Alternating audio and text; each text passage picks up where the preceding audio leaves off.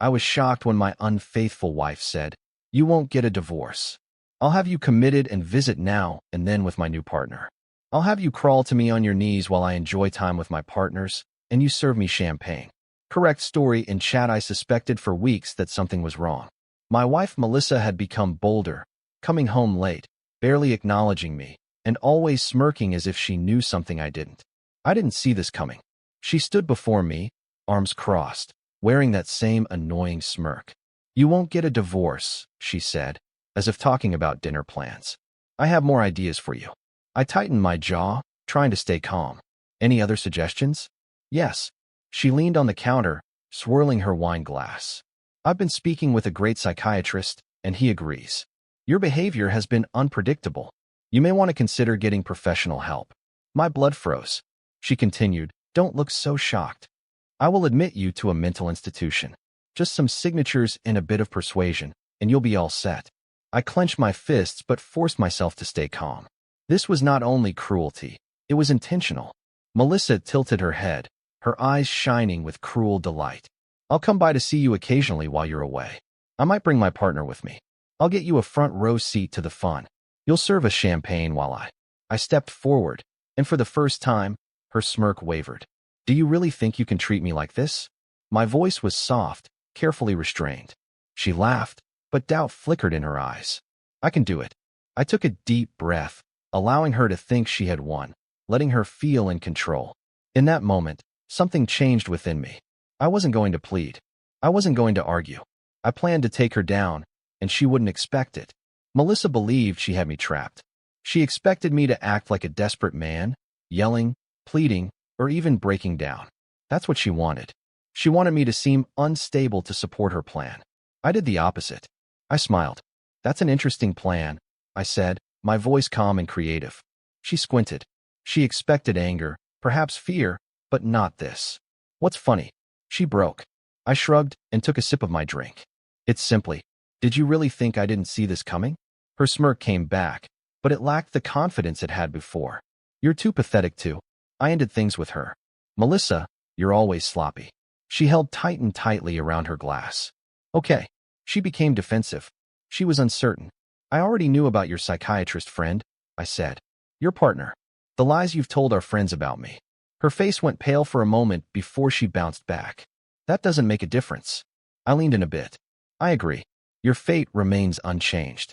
It changes mine." She laughed dismissively. "Do you really believe you can stop this?" I smiled more. "I've already done that, Melissa."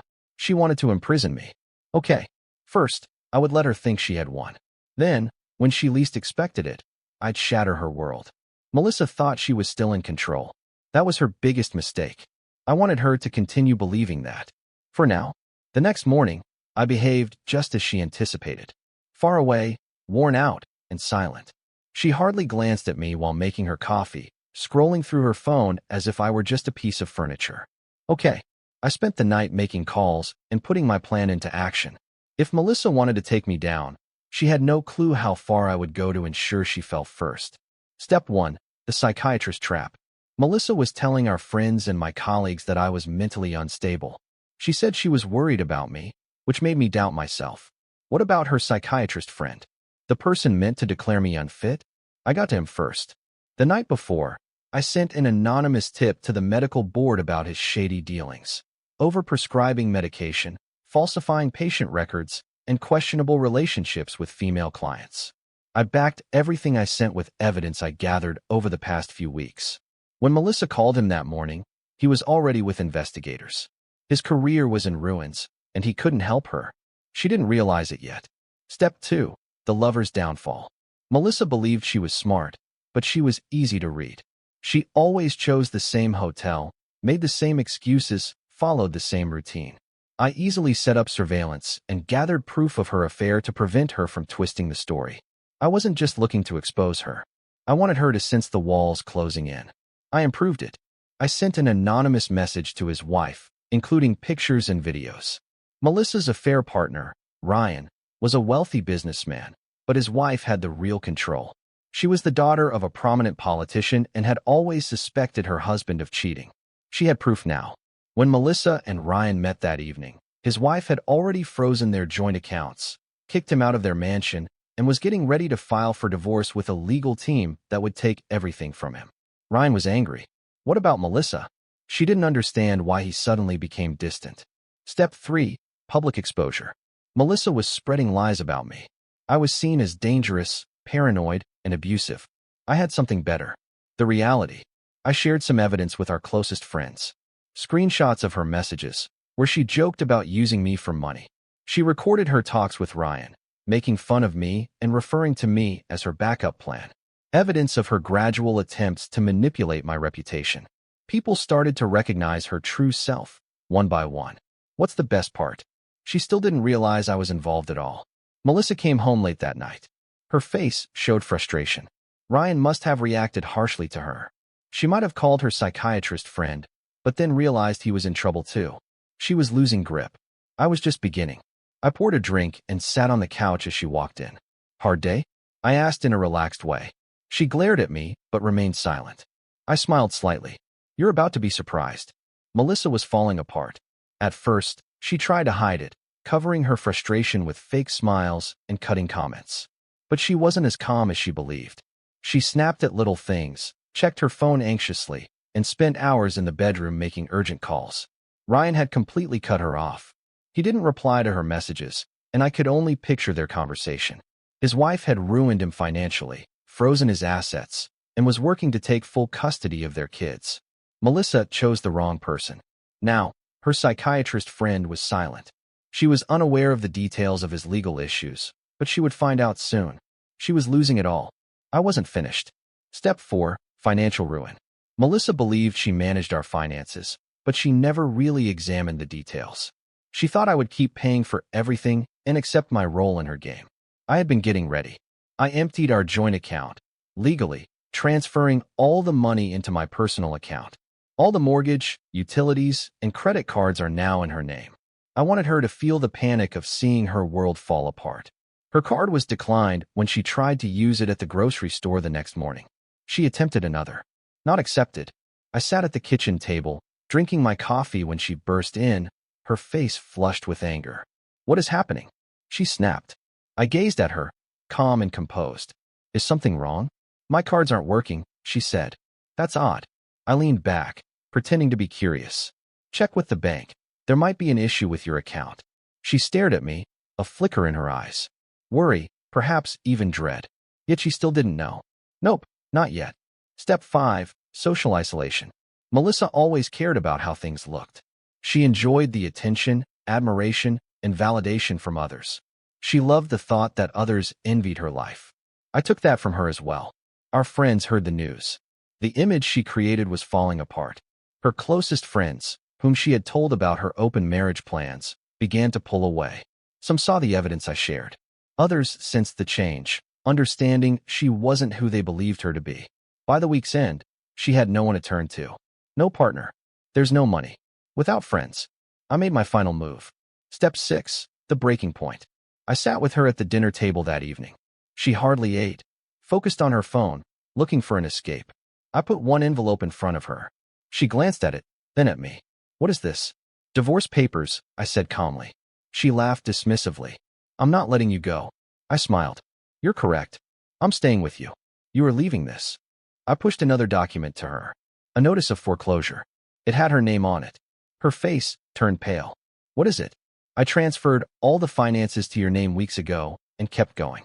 House, bills, debts. It's yours now. I'll be gone by the end of the week. And you? I turned my head. You have roughly a month before the bank takes everything. She jumped up from the chair, her hands shaking. This isn't possible. I've already done it.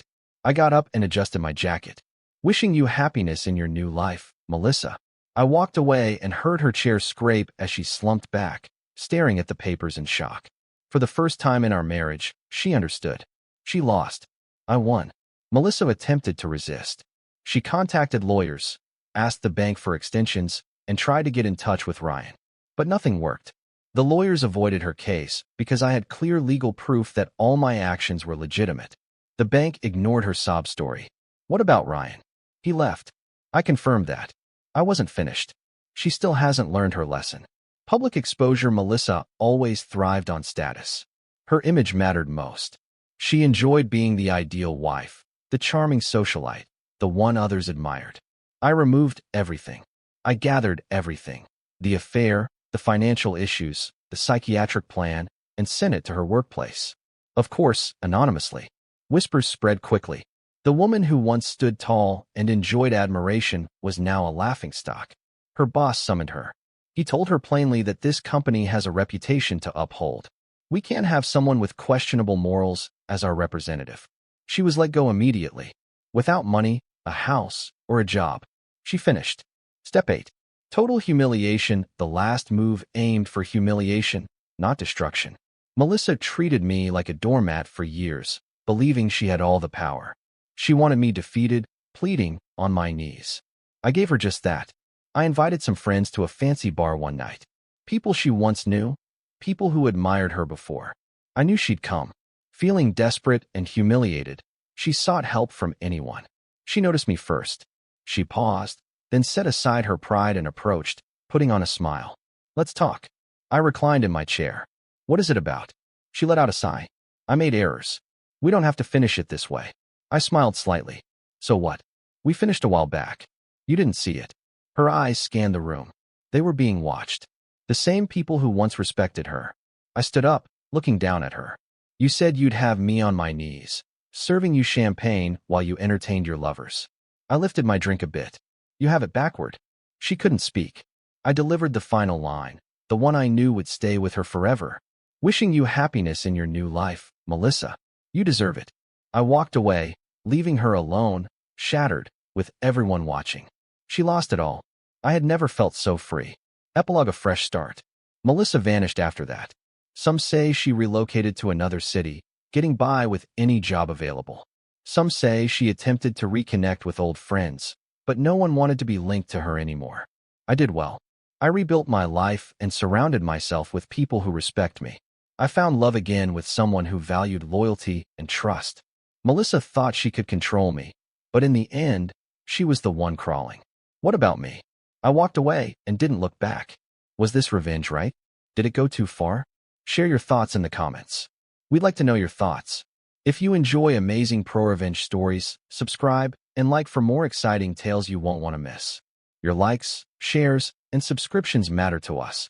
It helps us deliver the stories you want. Your support really matters. Thanks for being part of our community.